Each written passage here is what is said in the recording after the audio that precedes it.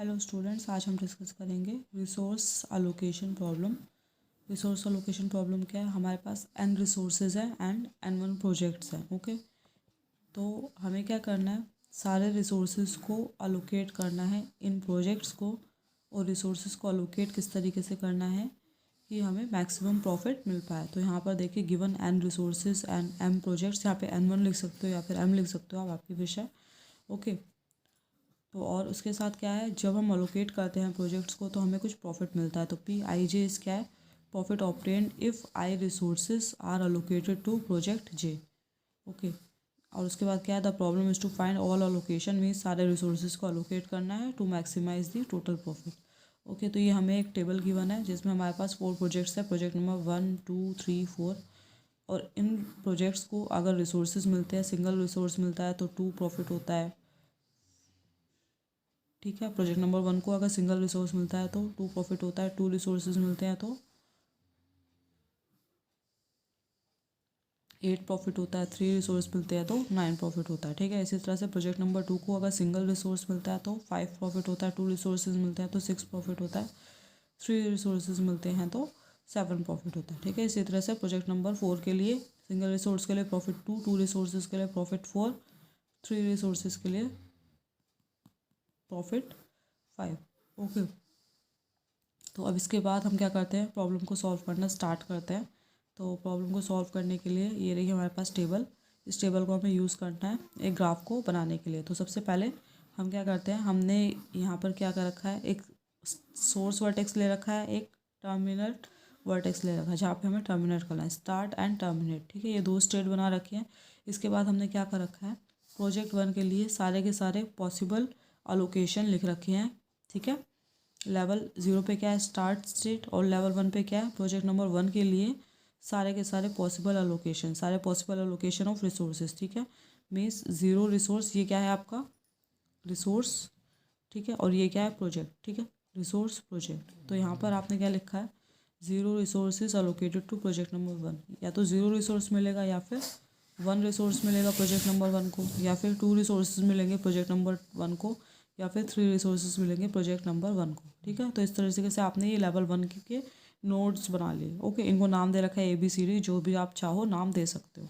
इसके बाद प्रोजेक्ट 1 के लिए हमने सारे लोकेशन लिख लिया। अब जो नेक्स्ट लेवल होगा उस पर हम प्रोजेक्ट 2 के लिए सारे लोकेशन लिख लेंगे। ठीक है, मीन्स 0 रिसोर्स हो सकता है प्रोजेक्ट नंबर 2 का लोकेट, 1 रिसोर्स हो सकता है, 2 रिसोर्सेज हो सकते हैं एंड 3 रिसोर्सेज हो सकते हैं। ओके, इसके बाद प्रोजेक्ट नंबर 3 को सारे 0 रिसोर्स हो सकता है। ये क्या है, स्लैश से पहले जो है वो क्या है, रिसोर्स, और यहाँ पर क्या है प्रोजेक्ट नंबर।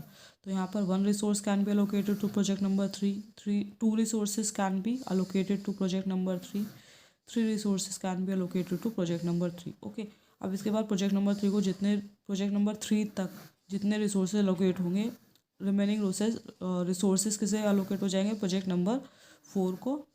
और उसके अकॉर्डिंग हम क्या लिखेंगे, प्रॉफिट। और उसके बाद हम क्या करेंगे, टर्मिनल स्टेट पर पहुंच जाएंगे। ठीक है, टर्मिनेट स्टेट पर पहुंच जाएंगे।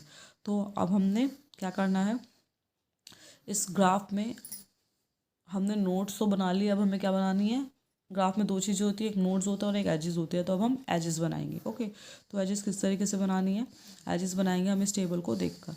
ठीक है, we are at start state. Okay, if 0 resources allocated to project number 1, कुछ भी रिसोर्स नहीं मिला तो कुछ भी काम नहीं होगा, तो प्रॉफिट कितना होगा, 0।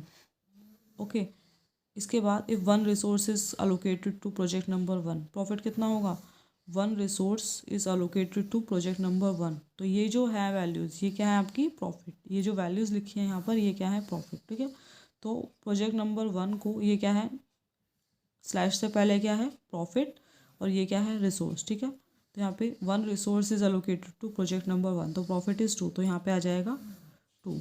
ठीक है, इसके बाद यहाँ पे क्या है, 2 resources are allocated to project number 1, तो प्रॉफिट क्या आएगा, प्रोजेक्ट नंबर 1 को 2 रिसोर्सेज मिलते हैं तो प्रॉफिट कितना आएगा, 8 आएगा। इसके बाद प्रोजेक्ट नंबर 1 को 3 रिसोर्सेज मिलते हैं।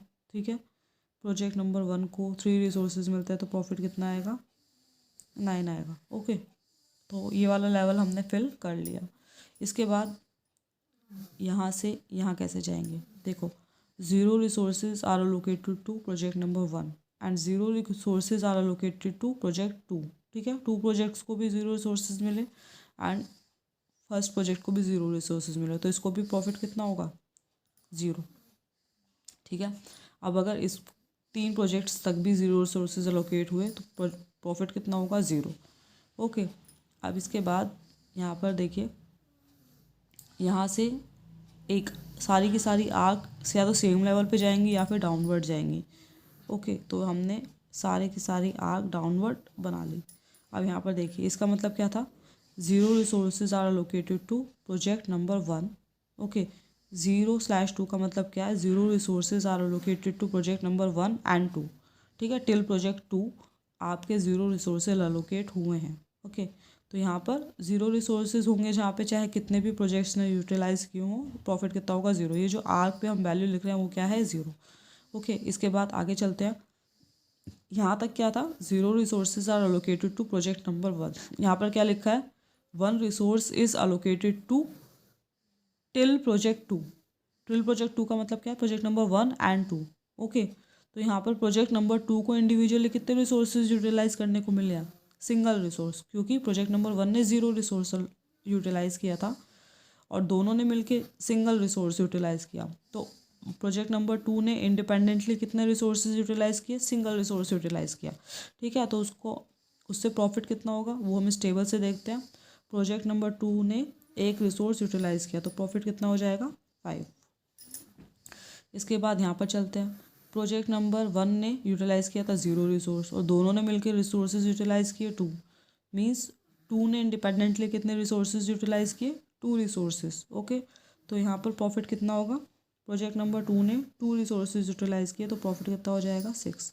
अब इसके बाद यहाँ पर भी 0 रिसोर्स यूटिलाइज किया था प्रोजेक्ट नंबर 1 ने, 3 रिसोर्सेज यूटिलाइज किए प्रोजेक्ट नंबर 1 और 2 दोनों ने मिलाकर। ठीक है, तो प्रॉफिट कितना हुआ, 3 रिसोर्सेज प्रोजेक्ट नंबर 2 ने इंडिपेंडेंटली यूटिलाइज किया। ठीक है, 3 रिसोर्सेज, तो 3 resources are utilised by project number 2, तो प्रॉफिट इज 7। प्रोजेक्ट नंबर 2 ने 3 रिसोर्सेज यूटिलाइज किए।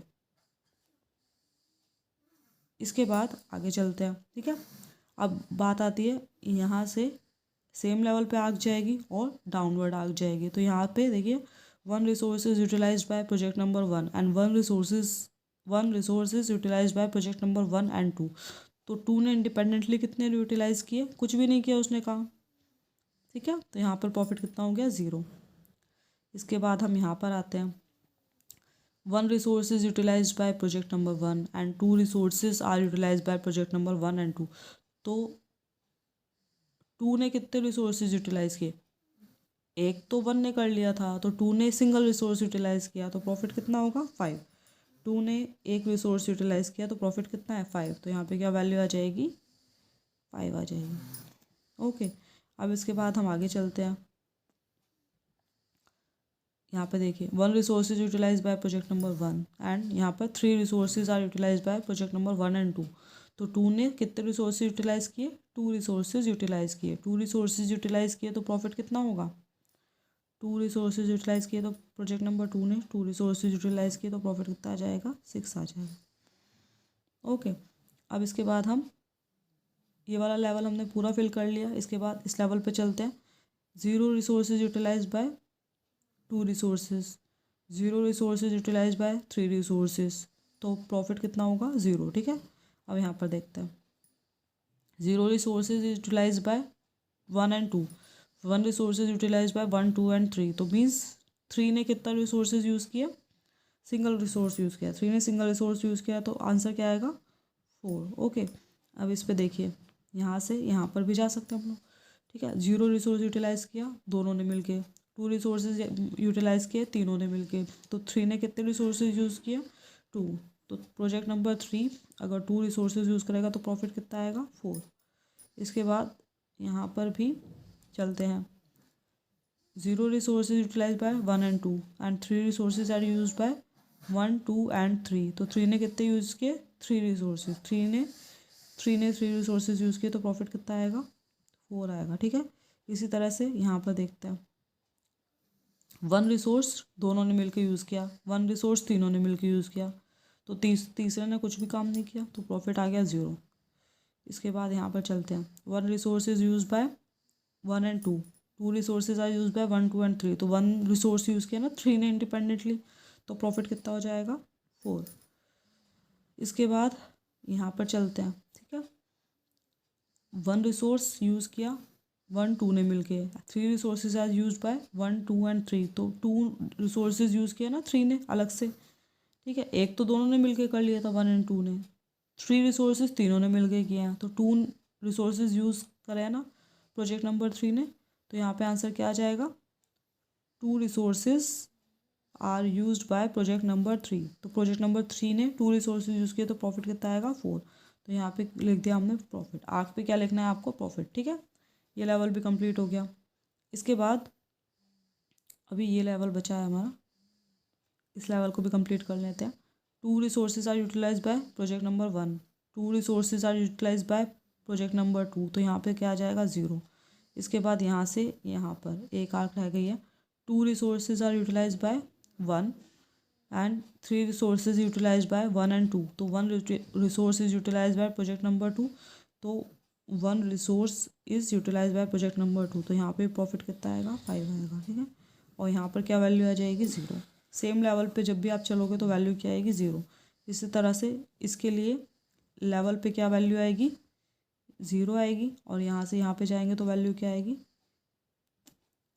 2 resources are use by 1 and 2 and 3 resources are use by 1 2 and 3, तो सिंगल रिसोर्स यूज़ किया है ना प्रोजेक्ट नंबर 3 ने, तो यहाँ पे वैल्यू क्या आएगी 4 आएगी, ठीक है। अब इसके बाद हम चलते हैं लास्ट लेवल पे।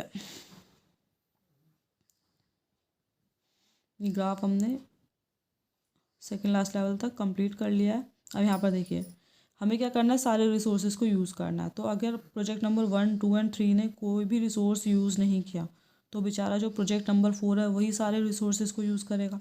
अब प्रोजेक्ट नंबर 4 तीनों रिसोर्सेज को यूज़ करेगा, तो प्रॉफिट कितना हो रहा है उसे, प्रॉफिट हो रहा है 5, ठीक है। तो यहाँ पर क्या आ जाएगा 5 आ जाएगा। इसके बाद 1 resource is utilise by 1 2 and 3, तो रिमेनिंग रिसोर्सेज कितने हैं 2, तो 2 resources should be use by project number 4। तो अगर प्रोजेक्ट नंबर 4 2 रिसोर्सेज यूज़ करेगा तो प्रॉफिट कितना होगा 4 होगा, ठीक है। अब 2 रिसोर्सेज यूज़ कर लिए हैं 1 2 एंड 3 ने मिलकर, ठीक है। तो प्रोजेक्ट नंबर 4 के लिए कौन सा बचा है, सिंगल रिसोर्स। तो प्रोजेक्ट नंबर 4 अगर सिंगल रिसोर्स यूज़ करेगा तो प्रॉफिट कितना हो रहा है 2 हो रहा है, ओके। इसके बाद यहाँ पर देखते हैं 3 resources are use by 1 2 and 3, project number 4 के लिए कुछ बचा है, नहीं बचा, तो यहाँ पे प्रॉफिट कितना हो जाएगा 0 हो जाएगा, ठीक है। यहाँ से यहाँ पे आने पे प्रॉफिट कितना हो जाएगा 0। आर्क पे जो भी वैल्यू लिखी है वो क्या है प्रॉफिट। तो इस तरीके से आप क्या करोगे, ग्राफ बना लोगे, ठीक है। ग्राफ बनाने के बाद आपको करना क्या है वो देखते हैं। आपको राइट हैंड साइड पोजीशन से नोड्स की लेबलिंग करनी है, ठीक है। नोड्स की लेबलिंग कैसे करनी है, यहाँ से यहाँ पे जाओगे तो इस स्टेट पे प्रॉफिट कितना होगा जो आपके लेबल पे लिखा है, तो यहाँ पे वैल्यू क्या आ जाएगी 5 आ जाएगी, ठीक है। यहाँ पर वैल्यू क्या आ जाएगी 4 आ जाएगी, यहाँ पर वैल्यू क्या आ जाएगी 2 आ जाएगी, यहाँ पे वैल्यू क्या आ जाएगी 0 आ जाएगी, ठीक है। अब इसके बाद आगे चलते हैं। यहाँ पर देखिए हमने क्या किया, node i j k l की वैल्यू निकाल ली। अब हमने क्या किया, ई नोड की वैल्यू निकाली है। ई नोड की वैल्यू कैसे निकाली है, यहाँ पर देखिए ई से आप टर्मिनल स्टेट पे कहाँ कहाँ से जा सकते हो, तो हमने लिखा ई आई टी, ई से आई तक का डिस्टेंस कितना है 0 और आई की वैल्यू कितनी है 5, तो 0 + 5 यहाँ पे आ गया 5। ई जे टी से भी जा सकते हो, तो जे का वैल्यू हम ऑलरेडी कैलकुलेट कर चुके हैं, और यहाँ पे जे तक जाने की वैल्यू कितनी है 4, ठीक है। तो 4 + 4 ई जे टी की वैल्यू आ गई 5। अब इसके बाद ई के टी, बाय के भी जा सकते हैं, तो के तक का डिस्टेंस कितना है 5, ठीक, 4 + 2 = 6, ओके। अब इसके बाद ई एल टी, ई से एल के वाया एल भी जा सकते हैं टी पे, तो ई एल टी का कॉस्ट कितना आ जाएगा, ई से एल तक जाने का 4, और यहाँ से ये है एल का वैल्यू कितनी है 0, तो यहाँ पे ई